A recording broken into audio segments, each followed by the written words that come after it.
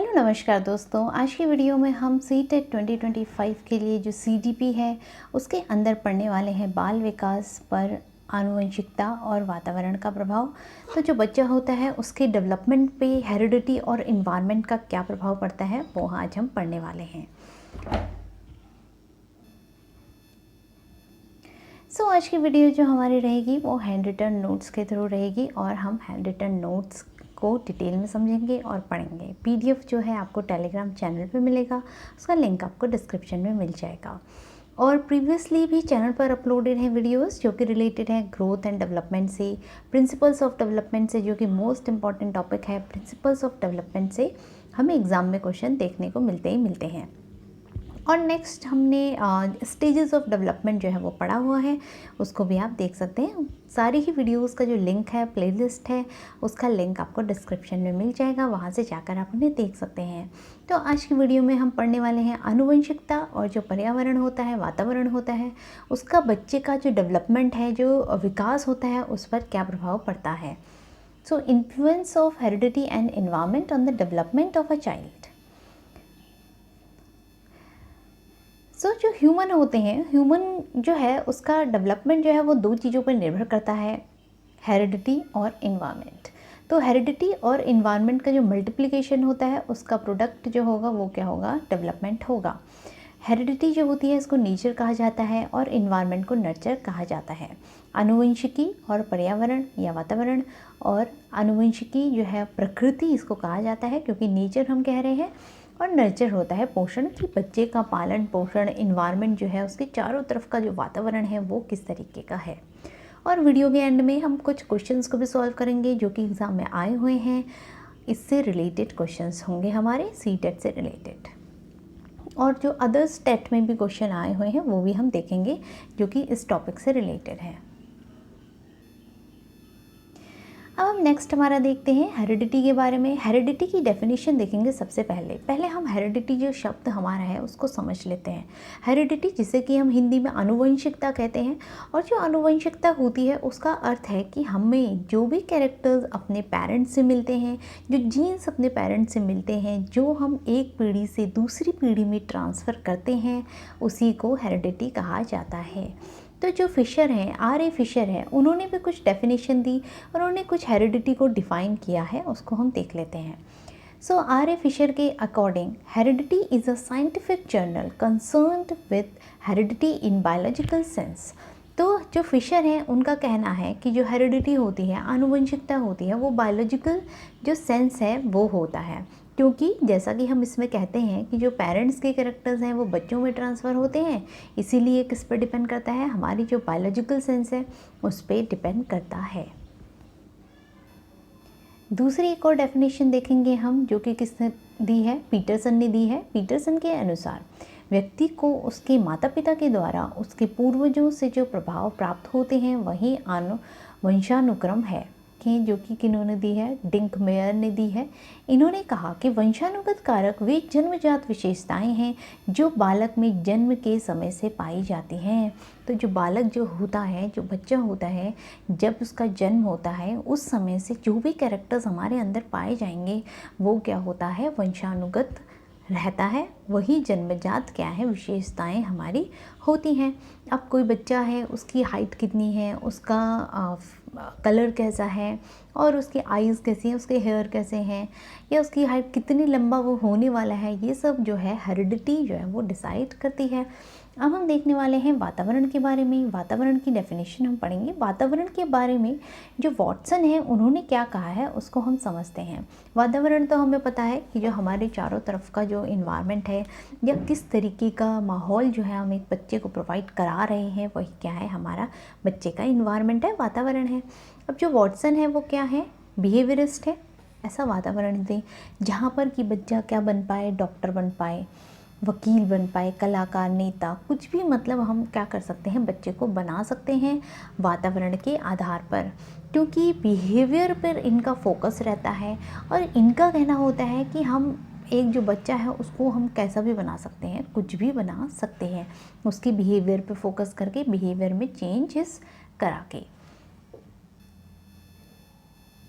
Next हम देखते हैं, अब दोनों के विषय में हम पढ़ेंगे, हेरिडिटी और इन्वायरमेंट। हमारा जो आनुवंशिकी है और जो इन्वायरमेंट है, वातावरण है, दोनों के बारे में हम पढ़ते हैं। अब जो अकॉर्डिंग टू वुडवर्थ, जो वुडवर्थ है, उन्होंने कहा कि दोनों ही, जो हेरिडिटी है और जो इन्वायरमेंट है, ये दोनों ही इम्पॉर्टेंट होते हैं, असेंशियल होते हैं एक बच्चे के विकास के लिए। तो इनका मानना था कि जो एक इंसान होता है, मनुष्य होता है, उसका जो डेवलपमेंट होता है वो क्या होता है, हेरिडिटी और इन्वायरमेंट का मल्टीप्लिकेशन होता है, आनुवंशिकता और वातावरण का मल्टीप्लिकेशन होता है। क्वेश्चन भी ऐसे प्रीवियसली एग्ज़ाम में पूछा गया है कि जो हेरिडिटी और इन्वायरमेंट होता है वो किस स्थिति में रहते हैं, मतलब वो मल्टीप्लिकेशन में रहते हैं, उनका प्रोडक्ट जो होगा वो क्या होगा, डेवलपमेंट होगा। इनका प्रोडक्ट जो है वो क्या है, डेवलपमेंट है।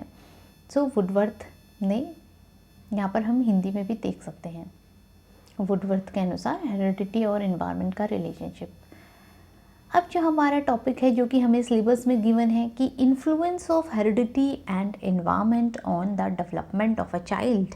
तो एक जो बच्चा होता है उसमें कैसा प्रभाव पड़ता है हेरिडिटी का और इन्वायरमेंट का, दोनों को हमें प्रभाव क्या पड़ते हैं बच्चे पर, उसके फिजिकल डेवलपमेंट में आनुवंशिक प्रभाव क्या पड़ते हैं।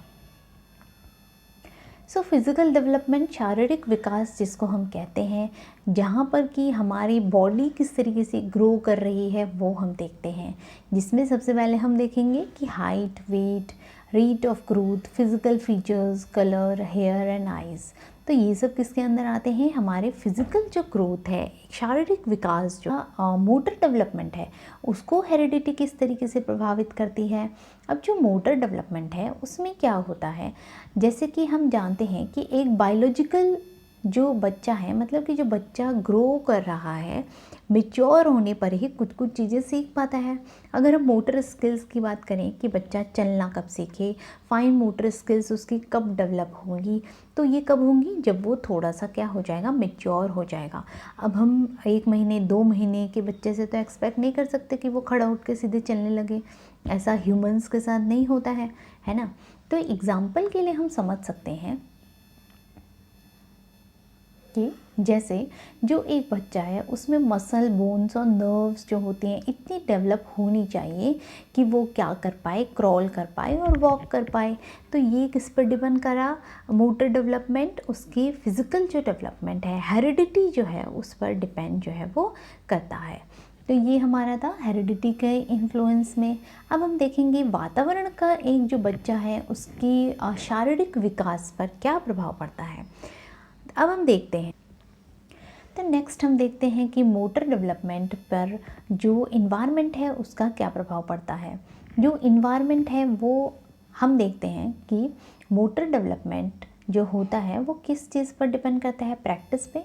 जितना ज़्यादा बच्चा प्रैक्टिस करेगा, जितनी ज़्यादा उसको अपॉर्चुनिटीज़ मिलेंगी, उतना ही ज़्यादा बच्चा जो है वो अपनी मोटर स्किल्स में क्या होता है, परफेक्ट होता जाता है। तो बच्चे को अपॉर्चुनिटीज़ प्रोवाइड कराना, बच्चे को मोटिवेट करना, वो जो है पेरेंट्स पे डिपेंड करता है, और मतलब कि डिपेंड करता है ये टोटली किस पे, इन्वायरमेंट पे। देन नेक्स्ट जो हमारा पॉइंट है जहाँ पर कि हमें देखना है कॉग्निटिव डेवलपमेंट पर जो हेरिडिटी और इन्वायरमेंट है इसका क्या प्रभाव पड़ता है। इससे पहले हमने देखा कि जो शारीरिक विकास है उस पर क्या प्रभाव पड़ता है। अब हम देखने वाले हैं संज्ञानात्मक जो विकास है, जो कॉग्निशन है, वो किस तरीके से प्रभावित होता है हमारे आनुवंशिकता से और वातावरण से। सबसे पहले हम देखेंगे आनुवंशिकता से हेरिडिटीज़ का क्या इन्फ्लुएंस होता है।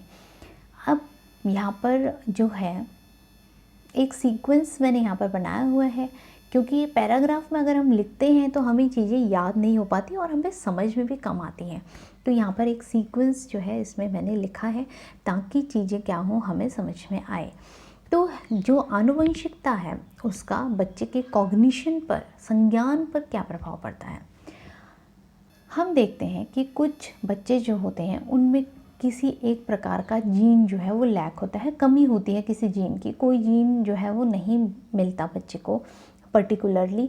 तो क्या उससे क्या होता है, जब वो जीन की कमी है, किसी एक प्रकार के जीन की बच्चे के अंदर कमी हो गई है, तो उससे एंजाइम्स, जो पर्टिकुलर एंजाइम है जो ग्रोथ के लिए इम्पॉर्टेंट है, वो डेवलप नहीं हो पाता, प्रोड्यूस नहीं हो पाता, जिससे क्या होता है बॉडी के अंदर जो टॉक्सिक सब्सटेंस है वो एक्यूमुलेट हो जाते हैं, जमा हो जाते हैं। ये क्या करते हैं फिर जो हमारा नर्वस सिस्टम होता है उसको अफेक्ट करते हैं, जिससे क्या होता है अगर नर्वस सिस्टम जो है वो रिलेटेड है ब्रेन से हमारे, तो वो क्या करता है हमारा जो कॉग्निशन है उसको स्लो कर देता है, हमारा जो संज्ञान है उसको क्या कर देता है, ये स्लो कर देता है, संज्ञानात्मक विकास को स्लो कर देता है। देन इसी का जो रिज़ल्ट होता है वो क्या होता है, इंटेलेक्चुअल डिसेबिलिटी। हमने देखा है कि कई बच्चों को, कुछ बच्चे स्लो लर्नर होते हैं, वो एक अलग चीज़ है, ठीक है कि स्लो लर्नर है, सीख तो जाते हैं बट लेकिन जो है टाइम लगता है। बट कुछ बच्चे ऐसे होते हैं जिनमें क्या होता है इंटेलेक्चुअल डिसेबिलिटी रहती है, जिनको बिल्कुल ही कुछ समझ में नहीं आ रहा होता है, और जिनको मतलब अब यहाँ पर डिसेबिलिटी आ गई है, डिसेबिलिटी है तो कुछ ना कुछ चीज़ की क्या है, कमी है।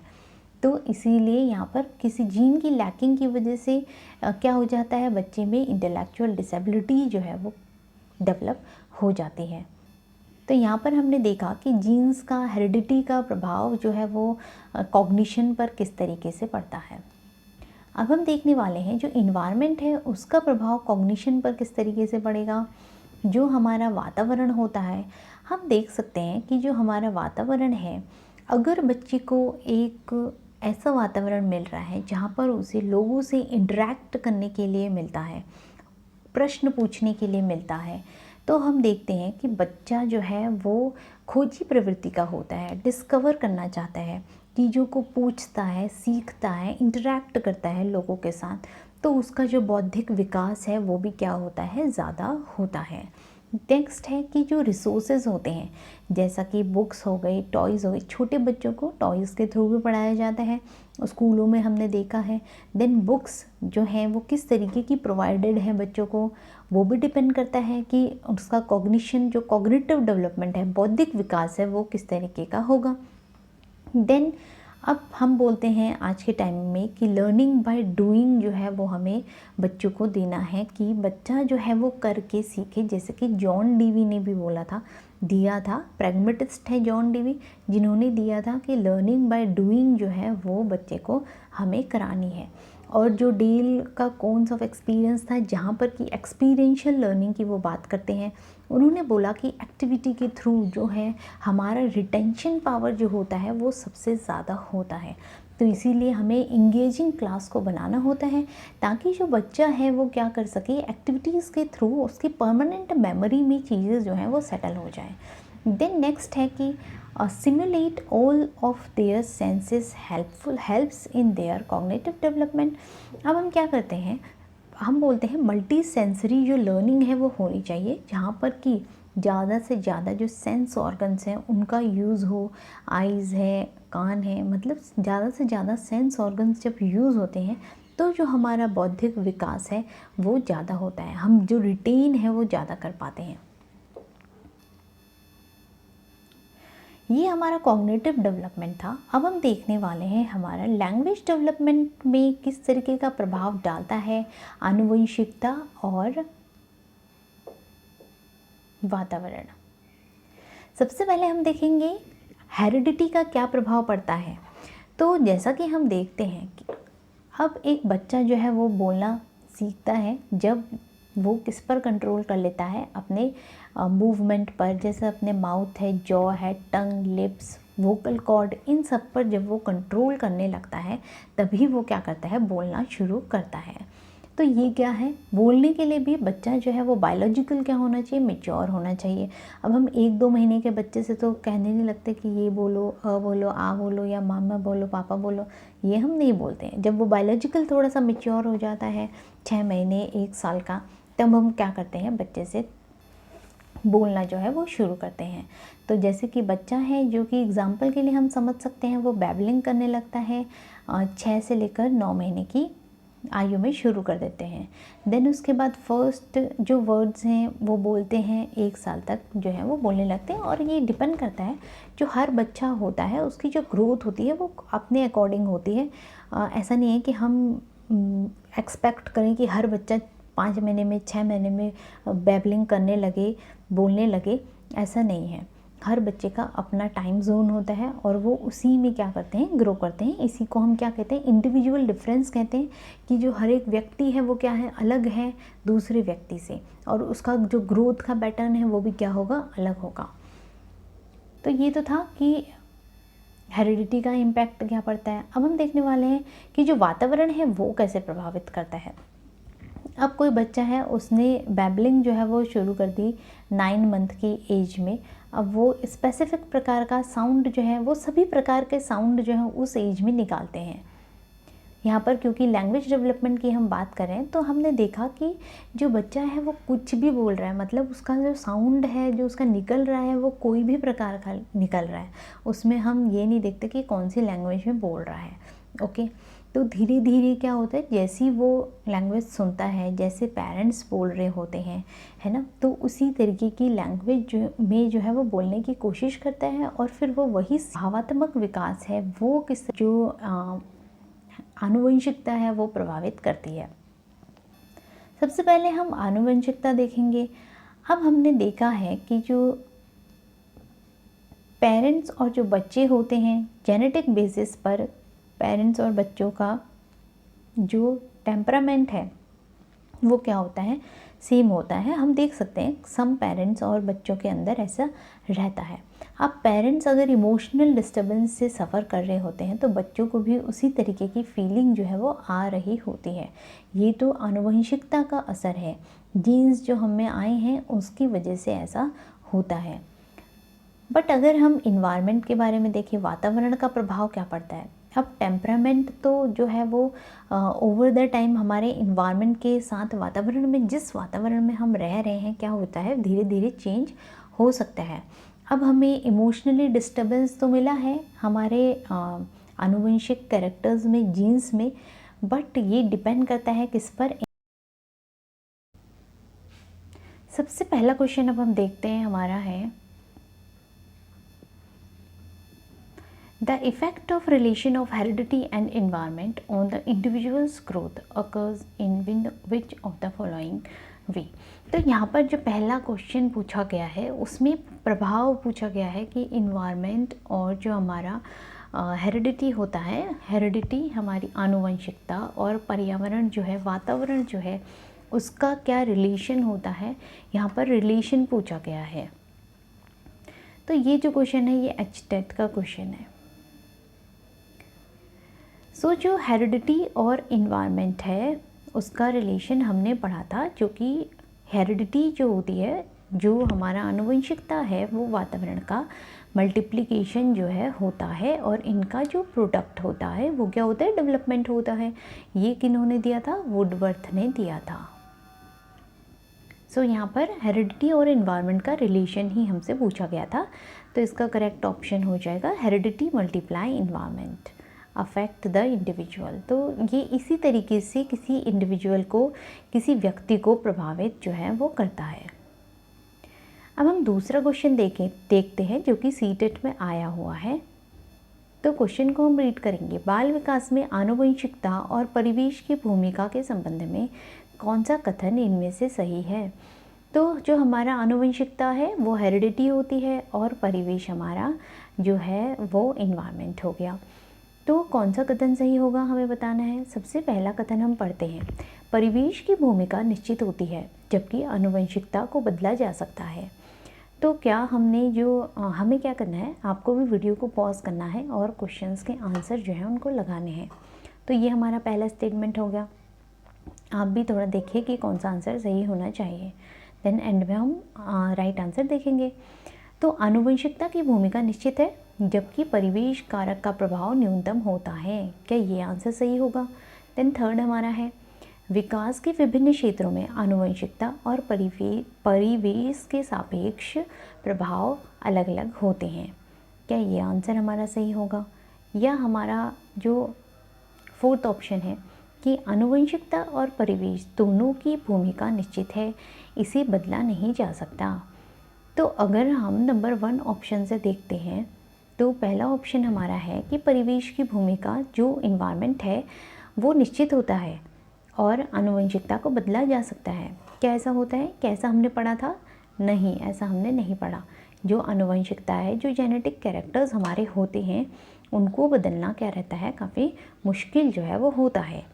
आनुवंशिकता की भूमिका निश्चित होती है, ये अभी हमने ऊपर देखा कि आनुवंशिकता जो है वो क्या होती है, निश्चित होती है, जबकि परिवेश के कारक न्यूनतम होते हैं। ऐसा नहीं होता, जो हमारा इन्वायरमेंट है उसके कारक न्यूनतम तो नहीं होते। दोनों, हम क्या बोल रहे हैं कि दोनों का जो प्रभाव है वो क्या पड़ रहा है, इक्वली पड़ रहा है, तभी हम उसका मल्टीप्लिकेशन जो है उसको निकाल रहे हैं, है ना। तो ये ऑप्शन भी हमारा गलत हो जाएगा। थर्ड ऑप्शन अगर हम देखें तो विकास के जो क्षेत्र होते हैं, विकास के जो अलग अलग क्षेत्र हैं, उन पर आनुवंशिकता और परिवेश का प्रभाव जो है वो अलग अलग होता है। ये बिल्कुल सही है, क्योंकि विकास और आनुवंशिकता जो बच्चा है उस पर अलग अलग तरीके से प्रभाव जो है वो डालते हैं। फोर्थ ऑप्शन अगर हम देखेंगे तो आनुवंशिकता और परिवेश दोनों की भूमिका निश्चित है। तो निश्चित जहाँ पर आ गया कि दोनों की भूमिका हम निश्चित कर दे रहे हैं। क्या दोनों की भूमिका निश्चित है? नहीं। जैसा इन्वायरमेंट है, जैसी हेरिडिटी है, वैसा उसमें बच्चा जो है उसमें डेवलपमेंट, विकास जो है वो होता है। इसे बदला नहीं जा सकता, तो ऐसा बिल्कुल नहीं है। जो परिवेश है, हमारा इन्वायरमेंट है, हम उसे बदल सकते हैं। हम किसी एक इन्वायरमेंट में अगर हमें हमारा जो अच्छा नहीं लग रहा है, हमें तो ग्रोथ जो है वो नहीं हो पा रही है, तो हम दूसरी इन्वायरमेंट, अपना इन्वायरमेंट जो है वो चेंज कर सकते हैं। तो ये ऑप्शन भी हमारा गलत हो जाएगा। तो राइट ऑप्शन हो गया हमारा ऑप्शन नंबर थर्ड। अब हम नेक्स्ट क्वेश्चन देखेंगे, जहाँ पर कि हमें सही कथन बताना है। हमें 4 कथन दिए, इनमें से सही कौन सा होगा वो बताना है। वीडियो को पॉज करके आपको आंसर ज़रूर लगाने हैं। तो सबसे पहला क्वेश्चन ऑप्शन हमारा है, विकास के कुछ पहलू आनुवंशिकता और कुछ अन्य पर्यावरण द्वारा अधिक प्रभावित होते हैं। ये पहला ऑप्शन है हमारा। देन नेक्स्ट हो जाएगा, एक बच्चे की सीखने और प्रदर्शन करने की क्षमता पूरी तरीके से जीन्स पर निर्भर करती है, जीनों पर निर्भर करती है। क्या ऐसा होता है? क्या ऐसा हमने पढ़ा था? देन थर्ड ऑप्शन हमारा है, अच्छी देखभाल और पोषण बच्चे के किसी भी जन्मजात विकार को दूर कर सकता है। ये हमारा थर्ड हो गया। फोर्थ हमारा है, पर्यावरण केवल बच्चे की भाषा के विकास में महत्वपूर्ण है। तो अगर हम फोर्थ वाले ऑप्शन से ही देखें, जहाँ पर भी केवल आ जाता है, उस ऑप्शन को हमें ध्यान से देखना है, क्योंकि वहाँ पर केवल यूज़ कर दिया है, ओनली यूज़ कर दिया है। तो क्या सिर्फ पर्यावरण जो है वो बच्चे की भाषा के लिए महत्वपूर्ण होता है? सिर्फ पर्यावरण बोल रहे हैं, तो ये ऑप्शन गलत हो जाएगा। अब अच्छी देखभाल और पोषण जो है वो बच्चे के जो जन्मजात उसके जीन्स में जो उसे विकार मिले हुए हैं, क्या वो सही कर देते हैं? नहीं, ऐसा बिल्कुल नहीं है, क्योंकि कुछ जो जीन्स के पैटर्न्स जो अगर बन गए हैं तो उसमें कई सारी डिसेबिलिटीज़ हमने देखी हैं, जिनको कि सही नहीं किया जा सकता। जो कि जन्मजात होती हैं, उनको सही करना क्या रहता है, मुश्किल होता है। तो ये ऑप्शन हमारा गलत हो जाएगा। एक बच्चे की सीखने और प्रदर्शन करने की क्षमता जो होती है पूरी तरीके से जीन्स पर निर्भर करती है? नहीं, पूरी तरीके से जीन्स पर निर्भर नहीं करती, ओनली जीन्स पर निर्भर नहीं करती है। अगर उसका इन्वायरमेंट उसको दिया जाए सीखने का अच्छा, तो उसमें वो उस पर वो क्या कर सकता है, ग्रोथ जो है, ग्रो जो है वो कर सकता है। अब फर्स्ट ऑप्शन में हम चलते हैं, विकास के कुछ पहलू आनुवंशिकता और कुछ अन्य पर्यावरण द्वारा अधिक प्रभावित होते हैं। तो यही हम बोल रहे हैं कि जो विकास होता है वो उसमें कुछ प्रभाव तो है आनुवंशिकता का पड़ता है, और कुछ प्रभाव जो है हमारे इन्वायरमेंट का, वातावरण का पड़ता है। तो हमारा ऑप्शन नंबर 1 जो है वो करेक्ट हो जाएगा। नेक्स्ट क्वेश्चन देखते हैं हम, व्यक्तित्व के विकास पर आनुवंशिकता के प्रभाव का निम्न में से कौन सा अध्ययन समर्थन करता है? तो हमने देखा कि जो व्यक्तित्व है बच्चे के, उसमें आनुवंशिकता का प्रभाव पड़ता है। ये कौन मानते हैं? तो इसको मानते हैं पियर्सन और डार्विन परिवार जो है इसको मानते हैं। नेक्स्ट अगर हम क्वेश्चन नंबर 5 देखेंगे, तो क्वेश्चन नंबर 5 है, पर्यावरण मानव के विकास के लिए महत्वपूर्ण है, जबकि आनुवंशिकता मानव के विकास के लिए महत्वपूर्ण नहीं है। ये कौन मानता है? तो इसका ऑप्शन हमें यहाँ पर दिख ही रहा है कि वॉटसन जो है इसको मानते हैं। तो जैसा कि हमने पढ़ा कि जो वॉटसन है वो कौन है, वो बिहेवियरिस्ट है। वो मानते हैं कि बच्चे का बिहेवियर हम कैसा भी बना सकते हैं, उसको हम कुछ भी बना सकते हैं। जैसा कि हमने डेफिनेशन भी पढ़ी जो वॉटसन ने दी कि पर्यावरण, एक जो इन्वायरमेंट है उसके अकॉर्डिंग हम बच्चे का विकास कर सकते हैं और हम बच्चे को जिस पर्यावरण में रखेंगे वो वैसा ही बन जाएगा। ये वॉटसन का मानना था, क्योंकि ये क्या है, बिहेवियरिस्ट हैं, ये बिहेवियर पे फोकस करते हैं। तो इसीलिए हमारा जो ऑप्शन नंबर 5 है वो क्वेश्चन नंबर जो 5 है इसका आंसर जो है वॉटसन हो जाएगा।